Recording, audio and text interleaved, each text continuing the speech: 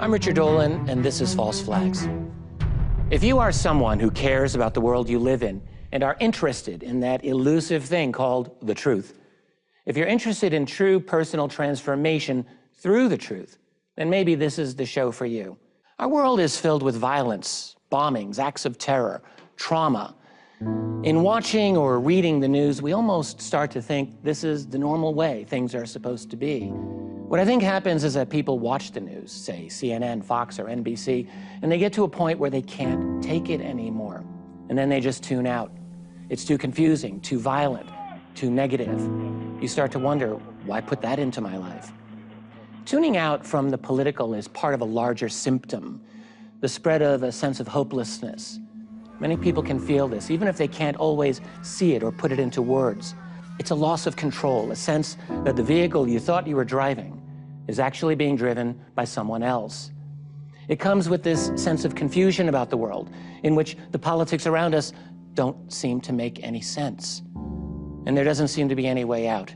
But what I am suggesting to you is that this is by design. The confusion, the hopelessness, it's not an accident. Maybe once, long ago, we might have believed that the political establishment was working for the people. Corrupt, sure, but more or less something that worked on behalf of the public. It's what our society still tells us every day, that ever so slowly we're moving toward greater inclusion, greater democracy, right? Well, maybe not. The confusion and hopelessness are no accident, and there is a reason for this. So this is a series on false flags and covert operations. Two questions probably come to mind. First, what's a false flag? And secondly, how do false flags and covert ops relate to what I've just been talking about? Well, let's talk about false flags and what they are.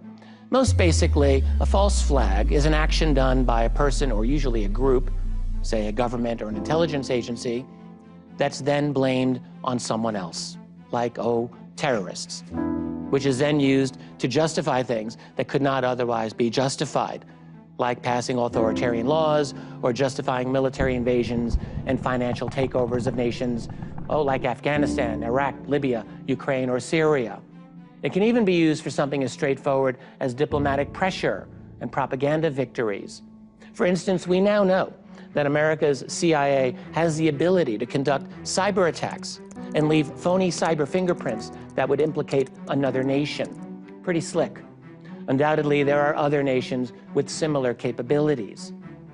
False flags are a genuine phenomenon. They are real. Sometimes people will try to tell you that false flags are tinfoil hat territory, but in fact, as you will see in this series, there have been many verified false flags.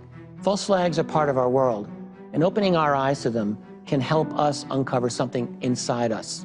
Strength we didn't know we had, insights that never came to us before, and the courage to evaluate our beliefs and lives in a way that can open the door for positive change, not just personally, but for society. Don't buy into the fear. It's about waking up.